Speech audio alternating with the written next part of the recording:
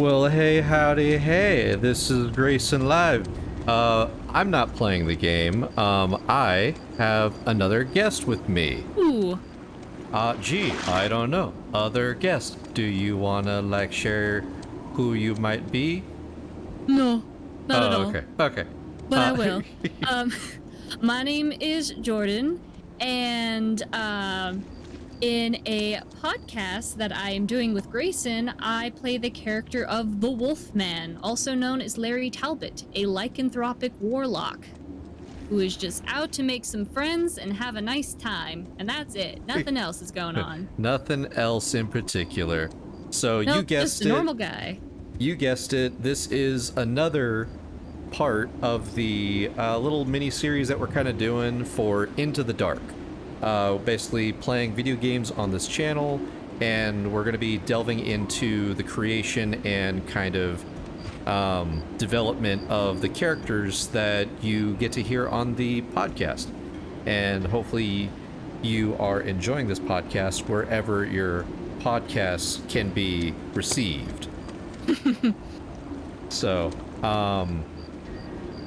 with Jordan, share a little bit of information on what this game is real quickly. Okay, so this game is called Dragon, Order of the Flame. I have been playing it since I was but a wee babe, probably 5 years old, which I probably shouldn't have, because it's pretty violent. There is a settings option of gore, and we are currently set at extreme, so we're ready for a good time. Hell yeah. Yeah, but it's basically Tomb Raider, but you also can fly a dragon, and I've played up through the first level right up until we get the dragon, so here's his little cave entrance, so that is what we're gonna do next, which it'll play through a cutscene, but it's not very important. We can just talk over it or skip it. Gotcha. Is there any voice acting in this, or? There's some voice acting, but it's pretty bad. Gotcha. So we're ready for a good time. And another spoily thing is, so I can talk to Grayson and not have long spans of not talking, I do have God mode on. Oh. I don't normally play with God mode, but gosh darn it, can I not multitask? So here we are. That's totally fair. I mean, as per everyone might know on my channel, I'll be talking about something and then I'll totally lose track of whatever it is that I'm talking about, because of course I'm playing a video game and also trying to talk about said topic or share my thoughts on what I'm trying to do. So by you going you doing God mode, totally fair, totally valid. Like, I'm fine with it. Perfect. And I already have to restart because I missed my jump, but that's fine. Shucks. You are here for it. But as you said before, you're playing Larry Talbot, our warlock that is technically Wolfman, but none of us know that as per episode 1 yet. Yes, episode 1. So a key thing for Larry, one of the things he holds true is he really wants to not let people know that he's weird. Because whether it be denial or he's trying to hide something, his main focus, especially before he gets to know everyone, is I am a normal guy. I am just going through the motions. My situation around me might be a little weird and funky, but don't mind me, just normal human person here. And when you were kind of developing Larry, what was the inspiration? Where did you get it from? The inspiration. So, when Dan had all the characters set out for us to pick, I decided since we were going to do something a little bit more long form, I wanted to pick a character that maybe I could relate to and it would be easy for me to roleplay. And I was like, well, everyone else seems very kind of, I don't know. Larry just seems like the most kind of normal, down-to-earth person. Even though I play him quite differently from what he is in the original movie, I just felt like, okay, guy that just turns into werewolf sometimes. When he's not werewolf, he's just normal guy. And then I was like, okay, what are like good dog qualities? What are good like people qualities? And I just really wanted to bring that to the group. And Larry is one of the few characters in the group that has a good alignment. So I really wanted to lean into his good alignment. Okay. Yeah, because as per kind of mentioned in the intro for the first, or for the episodes going forward, it's kind of history's most infamous monsters, and usually that kind of lends itself to, I don't know, kind of like that villainy, or kind of like the, I guess, bad alignment. I'm trying to still kind of like gather a little like bit of information on that. They're either bad or chaotic, and here's some good voice acting. Oh yeah. You may call me Rin. Rin. Inferior upstart? Where did you get that cursed stone? Some beautiful You need voice to get your acting. scales in a I would twist. like to say for I'm not your D&Dark, enemy, we have you know. much better You see, voice Adam acting. Yeah. Yes, sent me. I would agree. Oh, look We're at just that. gonna skip that. Sounds yeah. I just wanted to give a little example of it. But yeah, especially from our wonderful DM, we have some excellent voice acting. Oh yeah. He Dan does such a fantastic job with like the intros, and of course like kind of taking control of like the entire environment of like what's going on. Like I know in one of the scenes, or in one of the, it's like, it's kind of hard to say, but in one of the first portions of the first episode, Jack, my character, gets seen while he's invisible.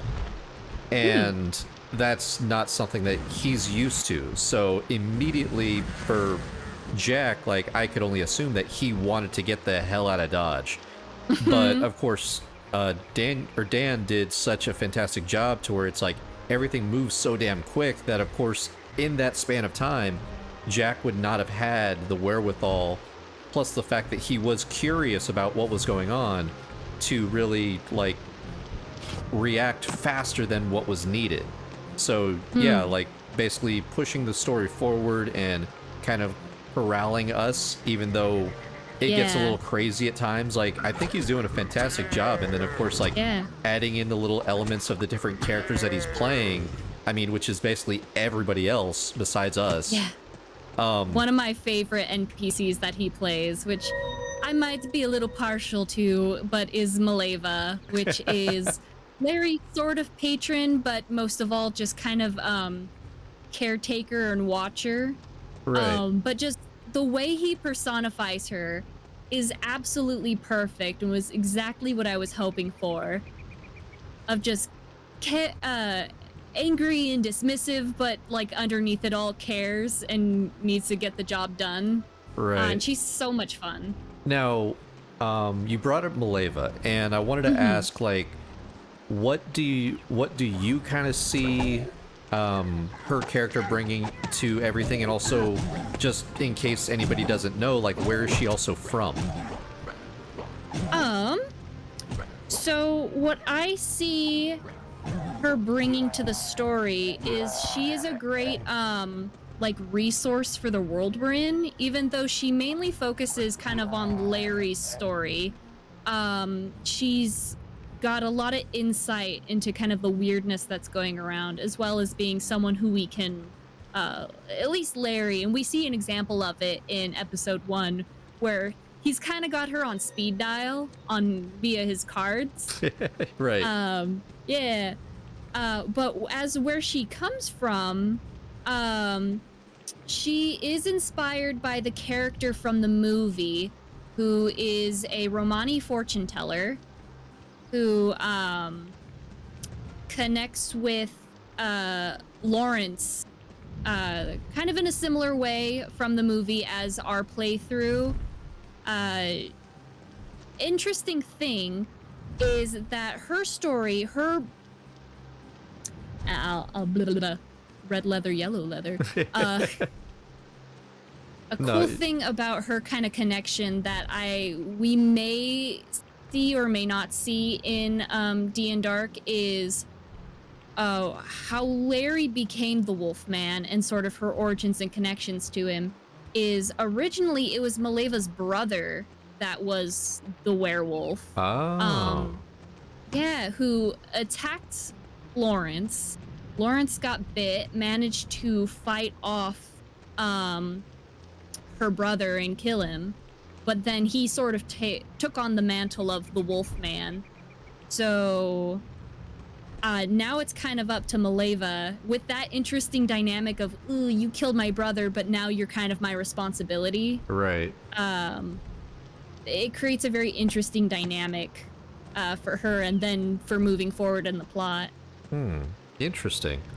And I know that at least per Larry's background, I mean, of course, unless there is a chance of us getting into it further in the game, what would you feel comfortable sharing about where he's kind of coming from?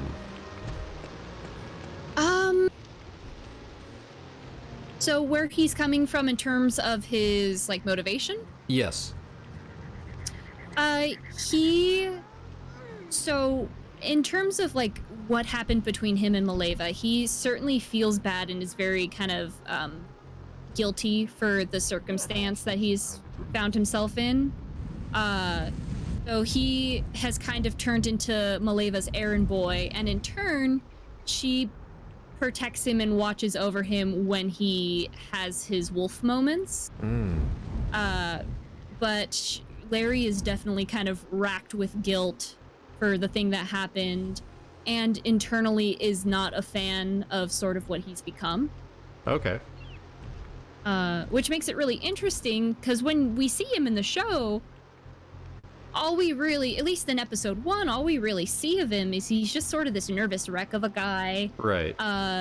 Just in a world, fish out of water, doesn't really understand, but hey, he's got to do a favor for this lady, so he's gonna try his best. I know with Larry, of course, being portrayed the way he was there another idea that you were also playing with at the same time? So interesting thing, when Dan was working on like the rough draft of the characters and trying to come up with classes for him, Larry was actually the most difficult. And something that I remember from the initial kind of rough drafts of Larry, we were thinking, well, I guess we're doing D&D classes, so I don't know, the werewolf version of him could be like a barbarian, but the Frankenstein's monster makes more sense to be a barbarian. Well, he could be a fighter, but that doesn't really feel right for the character either. We need another magic class. We could do a druid. He technically sort of wild shapes, but I don't know. It just, with druid being able to turn into any animal, the fact that he turns into a werewolf kind of became redundant. Right. So he used to be in like the very early stages, kind of like this, just this nature guy, just super zen, kind of at peace hermit. So much more relaxed. And then a bit I was gonna do is anytime he turned into an animal, it had to be like a wolf something. So I was gonna say, haha, wouldn't it be funny if I turned into a spider, but it turned into a wolf spider, and it was just a regular spider, but just with dog ears. But yeah, when Dan kind of got the inspiration of, oh, so this like internal power, and then working with Maleva, he makes sense to be a warlock. Of just, he's got this power within him that he's harnessing, and then he has sort of a patron or a person to answer to. Oh, okay. Yeah, so it was very interesting development to see him go from like this just super zen guru nature guy to this complete opposite, just frazzled man, just trying his best in the world. And then I wanted to ask, before I get into something else that you are playing with on the side, wanted to ask if there's, and again, no spoilers here, but if there's an Don't try my adventure, best. if there's an adventure that you could think of for Larry that you would say is almost like a dream adventure or something that you want to share with the audience or with the group themselves, what's kind of like that what's that kind of like dream that you would want to do for Larry? Dang. Okay, so I am always thinking up like potential scenarios that Larry and the other characters might find themselves in. I would say my dream scenario is I really want to I really either want to dive into his past and kind of illustrate what has happened to him, why he is the way he is now, and kind of flesh out his character. Or, and I think most importantly, I want to show either his growth towards or away from the werewolf part of him. Okay. Either he can grow to work with it and kind of use it as a strength, or and the direction that he's currently on in these early stages is fighting against it, trying to suppress it in any way possible, and if anything, potentially find a cure for himself. Okay. So, but I definitely, my dream is to show all this happening, but really kind of reveal to the audience and the other players kind of the inner turmoil that is going on with him.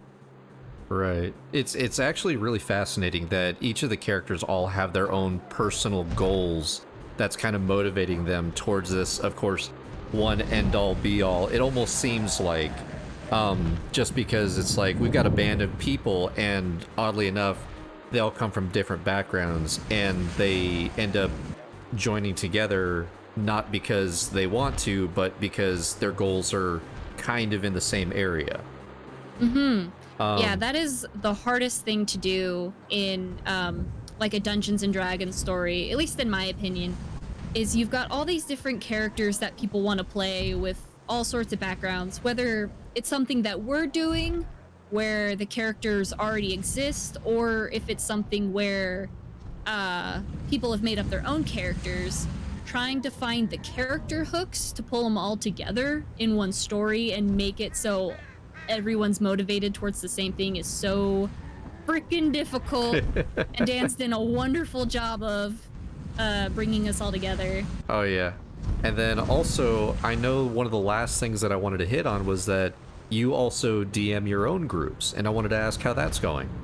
That is true. And Dan, I actually get to be the DM while Dan is a player, and that's been very fascinating. Oh. We are doing Horde of the Dragon Queen, which after I started playing it, we realized is one of the lowest rated D&D modules. And there's a lot of gripes I have with the story. I think it was one of the earlier ones. So it's the stuff in the book is not very helpful. Uh-huh. And the stories, at least in the first half, I know there's a part 1 and part 2 to it, and the part 2, Rise of Tiamat, is much more interesting story-wise from what I've heard. Okay. We're almost to the end of that story, but the thing that's been most interesting is since I'm getting beat hell here, I'm gonna fly away. The most interesting thing about it is since the story is kind of dull and lackluster, it has left a lot of room for the characters to grow and develop.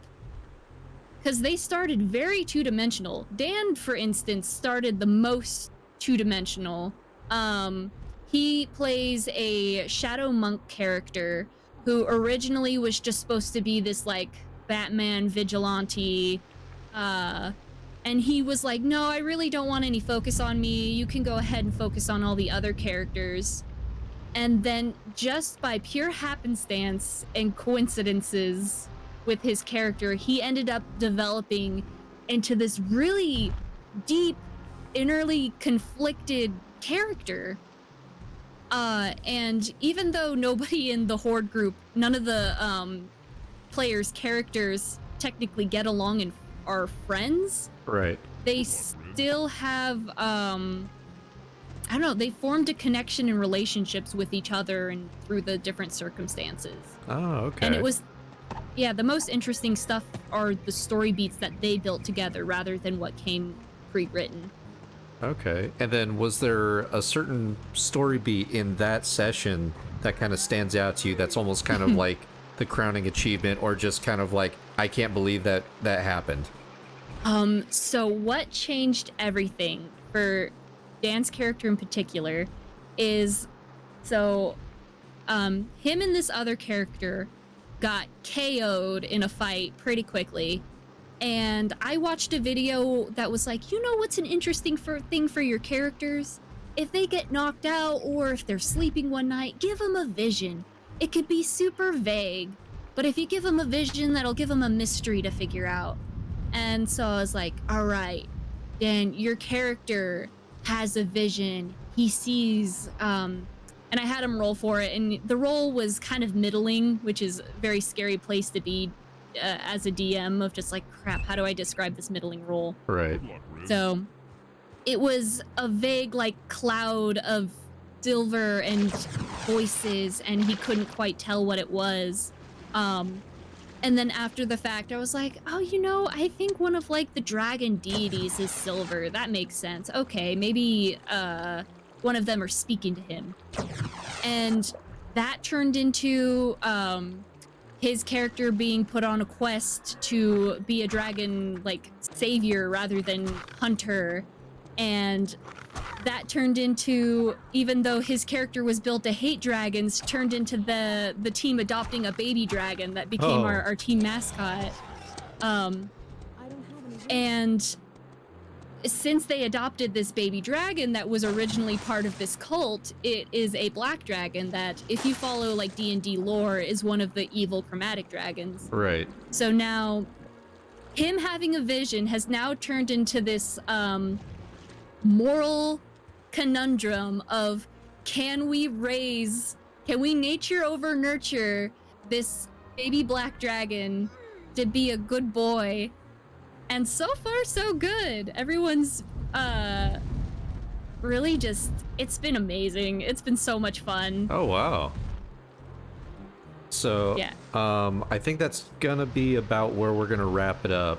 And I know that there's more that we could, of course, talk about for Larry, but I do kind of want to save a little bit just because we did try and relegate everything to like episode 1 and also kind of like getting a little bit into the backstory, but I do want to eventually bring you back as long as you're okay with it. Oh, of course. And then that way we can talk about maybe motivations, and then if there's an instance in the background in which why you made a decision based off of what Larry went through in the past. So, because for me, like, that's always very fascinating, because for me, I want to learn what it is that all of us maybe created as per our characters. So, but yeah, I'm definitely excited. It's so hard because we've recorded more than episode 1 at this point. Oh yeah. There's so much I want to talk about, especially with motivations with Larry and relationships with the other characters. Yeah. So yeah, we can definitely jump into this again. I will open that can of worms and go crazy with like potential things I wanted to happen, or things that I wanted to say, or things that I might plan to say. Yeah, or if the dice rolls are high enough, then maybe you can develop a relationship even further with one of the characters. Yes, I have something in mind that I can't wait to see the reaction of the group.